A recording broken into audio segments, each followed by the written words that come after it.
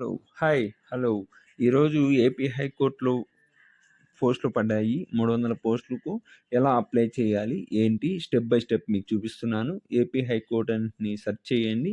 ఇక్కడ సెర్చ్ చేసిన తర్వాత ఇక్కడ మీరు స్టార్టింగ్‌లోనే ఇక్కడ చూడొచ్చు. క్లిక్ హియర్ అనేది. ఇక్కడ క్లిక్ హియర్ టు క్లిక్ చేయండి.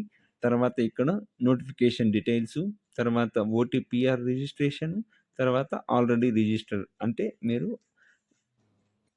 క్లిక్ చేయండి. ఇప్పుడు ఓటీపీఆర్ ప్రతి ఒక్కరికి కూడా ఓటీపీఆర్ ఫస్ట్ చేసుకున్నటువంటి ఫస్ట్ ప్రొసీజర్ అనమాట. ఫస్ట్ స్టెప్ ఇది.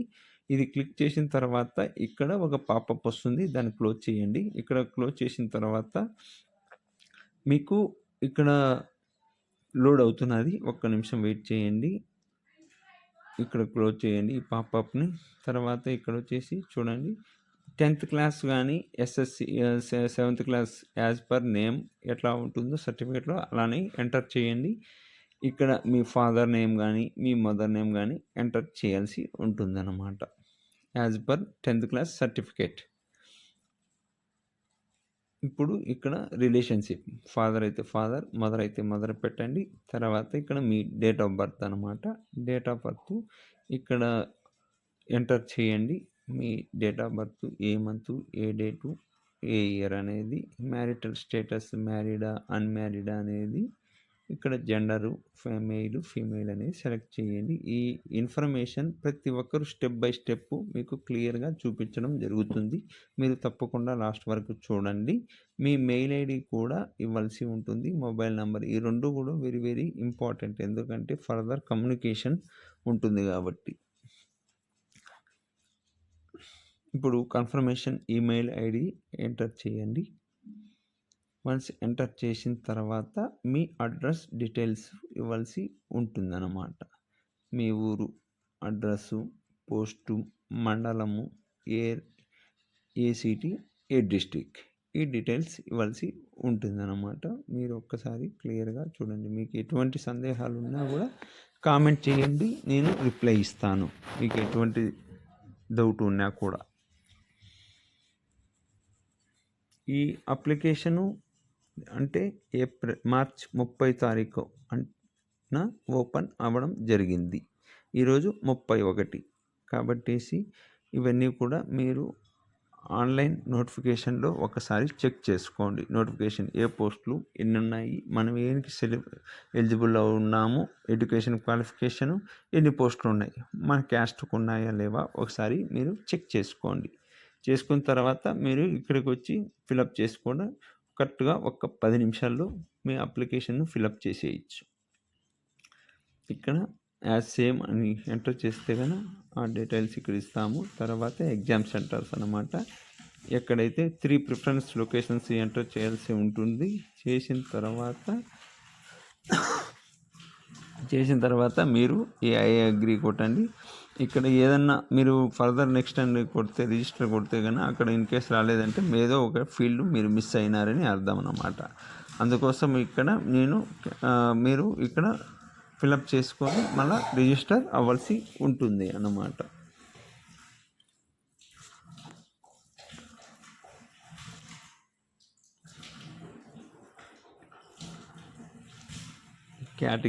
కేటగిరీ మిస్ చేశాము, కేటగిరీని సెలెక్ట్ చేయలేదనుకుంటా. కాబట్టి అందుకోసమే అది క్లియర్గా చూపిస్తున్నది. ఎందుకంటే కనుక చాలామంది కొంచెం ఫిలప్ చేసి ఏదో అయిపోయినదని ఫాస్ట్గా అవుతుంటారు. కానీ అది అన్నీ కూడా క్లియర్గా సబ్మిట్ చేస్తేనే అక్కడ ఫర్దర్ స్టెప్కు వెళ్తుంది. ఇప్పుడు మనం కూడా కేటగిరీ మిస్ చేశాం కాబట్టి మీరు ఏ కేటగిరీ కిందికి వస్తారు అంటే కనుక క్యాస్ట్ అనమాట. బీసీబీ, బీసీఏ, బీసీబీ, బీసీఈ ఇలా అనమాట. ఇక్కడ క్రిమిలేయర్ సెలెక్ట్ చేసుకోవాలి. క్రిమిలేయరు, నాన్ క్రిమిలేయర్ అనేది ఇది సెలెక్ట్ చేసిన తర్వాత క్యాప్చా ఎంటర్ చేయండి.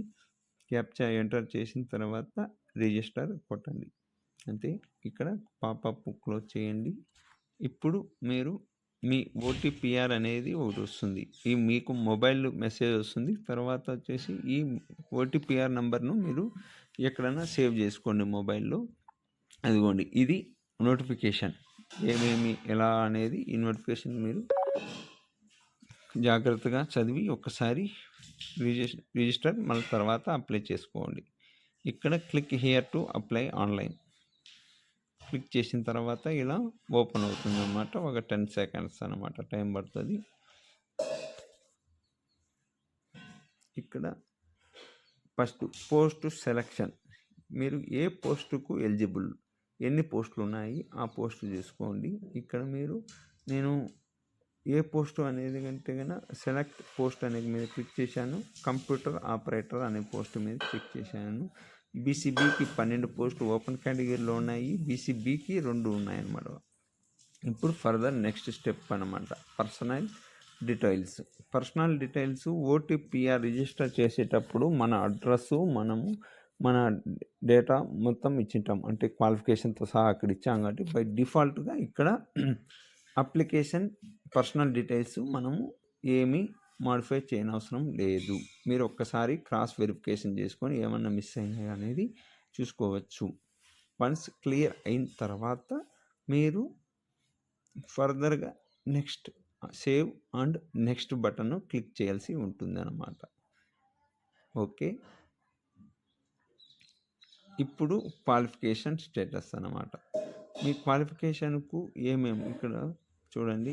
సెలెక్ట్ లాంగ్వేజ్, ఎగ్జామ్కు మీకు తెలుగులో కావాలన్నా, హిందీలో కావాలన్నా, ఉర్దూలో కావాలన్నా అది మీరు సెలెక్ట్ చేసుకోండి. ఇక్కడ మీరు ఎక్కడైతే చదివింటారో డిగ్రీ, ఏ బోర్డు, 10th, ఇంటర్, డిగ్రీ, ఏ బోర్డు అనేది మీరు ఎంటర్ చేయాల్సి ఉంటుంది. ఎంటర్ చేసిన తర్వాత పాసింగ్ ఇయర్ అంతా కూడా ఎంటర్ చేయాల్సి ఉంటుంది. ఇప్పుడు ఇక్కడ మీరు చూడొచ్చు, select words per minute, 45 word per minute type చేయాలంట ఒక్క నిమిషానికి. ఓకే, ఇక్కడ మీరు ఫర్దర్గా అదర్ డీటెయిల్స్ అంటే మీ పైన ఏమన్నా ఎఫ్ఐఆర్ కానీ ఇంతకుముందు ఏమన్నా కేసులు కానీ ఉన్నాయా, ఉంటే అది మీరు ఇక్కడ చెక్ బాక్స్ ఎనేబుల్ చేసుకోండి. తర్వాత సేవ్ అండ్ నెక్స్ట్ బటన్ను క్లిక్ చేయండి. చేసిన తర్వాత ఫైనల్ స్టెప్ ఏమంటే డాక్యుమెంట్ అప్లోడ్ అండ్ పేమెంట్. ఇక్కడ మీరు ఫస్ట్ ఫోటోను అప్లోడ్ చేయాల్సి ఉంటుంది. ఎంత మ్యాక్సిమం 1 MB లోపల ఉండాలన్నమాట ఒక్క ఫోటో. తర్వాత సిగ్నేచర్, తర్వాత 10th క్లాస్ సర్టిఫికేట్ అప్లోడ్ చేయాలి. అదేవిధంగా క్యాస్ట్ సర్టిఫికేట్ కూడా అప్లోడ్ చేయాల్సి ఉంటుంది, నాన్ క్రిమినల్ సర్టిఫికేట్. అదేవిధంగా ఇంగ్లీష్ హైయర్ మెమో కూడా అప్లోడ్ చేయమని, అంటే మాన్యువల్గా రాసి అప్లోడ్ చేయాలంటున్నారన్నమాట. ఏమైనా అదర్ డాక్యుమెంట్స్ ఏమైనా ఉన్నాయా, ఫర్ ఎగ్జాంపుల్ స్పోర్ట్స్ డాక్యుమెంట్స్ కానీ, లేకపోతే కన్నా ఏదన్నా skill set related, for example C certificate, Java, Python ఇలాంటివి ఏమన్నా ఉన్నా కూడా మీరు అప్లోడ్ చేయొచ్చు అన్నమాట. ఇక్కడ అప్లోడ్ చేసిన తర్వాత కిందికి వస్తే ఇక్కడ పేమెంట్ ఉంటుందన్నమాట. ఇక్కడ పేమెంట్ వచ్చేసి 23.60 రూపీస్ అనేది జిఎస్టీ ట్యాక్స్లు కలుపుకొని వాళ్ళు ఇచ్చారనమాట. మామూలుగా బీసీలకు వచ్చేసి ఓపెన్ కేటగిరీ వాళ్ళకు 800 రూపాయలు, ఎస్సీ ఎస్టీలకు 400 రూపాయలు అనమాట. మొత్తం ఛార్జబుల్ అయితే కనుక అక్కడ ఆన్లైన్ పేమెంట్ మీద సెలెక్ట్ చేసుకొని 823 రూపీస్ పడుతున్నది అనమాట ఒక అప్లికేషన్కు. ఇక్కడ చెక్ బాక్స్ ఎనేబుల్ చేసుకొని సబ్మిట్ అండ్ పే చేసిన తర్వాత మీరు పేమెంట్ చేసేయడం అంతే అనమాట. Thank you very much for